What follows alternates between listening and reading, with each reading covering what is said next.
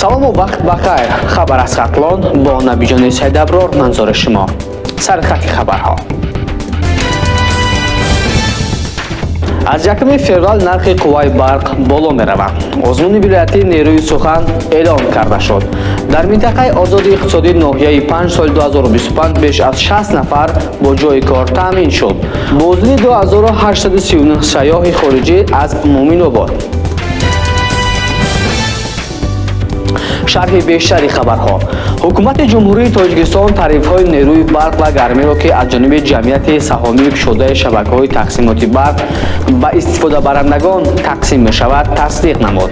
тибқи қарори ҳукумати мамлакат аз 29 декабри соли 2025 таҳти рақами 709 сар аз 1 феврали соли 2026 нархи 1 киловатт-соат нерӯи барқ барои аҳолии 41,37 дирам, барои истифодабарандагони саноатӣ ва ғайрисаноатӣ 94,65 дирам, барои нуқтаҳои пуркунии воситаҳои нақлиёти барқӣ ба истиснои воситаҳои нақлиёти барқии мақомоти иҷроияи ҳокимияти давлатӣ ва эҳтиёҷоти мардум 94,65 дирам, барои корхонаҳои насоҷии коркарди ниҳоии пахта то маҳсулоти ниҳоӣ 47,33 дирам, барои истифодабарандагони соҳаи бюҷетӣ 41,37 дирам муқаррар шудааст.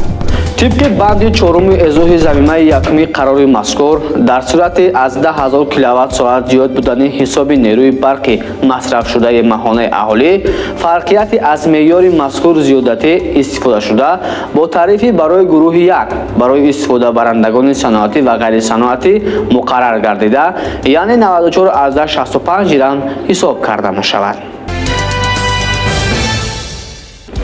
дар вилояти Хатлон қабули маводҳо барои иштирок дар озмуни вилоятии рӯзноманигорӣ таҳти унвони нерӯи сухан оғоз гардид. озмун тибқи қарори раиси вилояти Хатлон аз 8 январи соли 2020 таҳти рақами 10 ҳамасола бо мақсади дастгирии рӯзноманигорон ва таҳкими ҳамкории мақомоти давлатӣ бо васоити ахбори omma баргузор карда мешавад. муҳлати пешниҳоди ариза барои иштирок дар озмун аз 13 то 31 январ муқаррар гардида натиҷаҳои он ба муносибати рӯзи матбуоти тоҷик 11 март ҷамъбаст мегардад.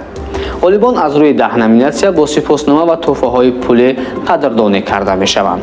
ба озмон рӯзноманигорон ва кормандони васоити ахбори ommaи вилояти Хатлон инчунин намояндагони расонаҳои ҷумҳуриявию байналмилалӣ ки дар ҳудуди вилояти Хатлон фаъолият мекунанд метавонанд иштирок намоянд. дар минтақаи озоди иқтисодии ноҳияи 5-18 ширкати ватанию хориҷӣ ҳамчун субъект ба қайд гирифта шуда ҳаҷми сармоягузорӣ то ин давра қариб ба 76 миллион сомонӣ баробар гардид. дар ин бора аз вазорати рушди иқтисод ва савдои мамлакат иттилоъ доданд. ҳаҷми истеҳсоли маҳсулоти саноатӣ дар ин минтақаи озоди иқтисодӣ дар соли 2025 ба 17 миллион сомонӣ расида, дар он 64 нафар бо ҷойи кори доимӣ таъмин мебошанд. минтақаҳои озоди иқтисодӣ яке аз воситаҳои муҳими рушди иқтисоди миллӣ ба ҳисоб рафта ба таъсиси ҷойҳои навикорӣ, ворид намудани технологияи муосир ва ба афзоиши истеҳсоли рақобатпазир мусоидат менамояд. соли 2025 дар ноҳияи Муъминобод корҳои ободонию созандагии вусъати тоза касб намуда дар доираи омодагӣ ба ҷашни 35-солагии истиқлоли давлатӣ як қатор иншоотҳои таъйиноташон гуногун бунёд ва мавриди баҳрабардорӣ қарор гирифтанд. ба иттилои масъулони ноҳия бо мақсади сайру сайёҳат ба Муъминобод 11781 нафар сайёҳон, аз ин шумора 2839 нафар сайёҳони хориҷӣ омада аз мавзӯъҳои хушманзару дилфиреби он дидан намуданд. хабару маълумоти бештарро аз саҳифаҳои иҷтимоии рӯзномаи Хатлон мутолиа намоед.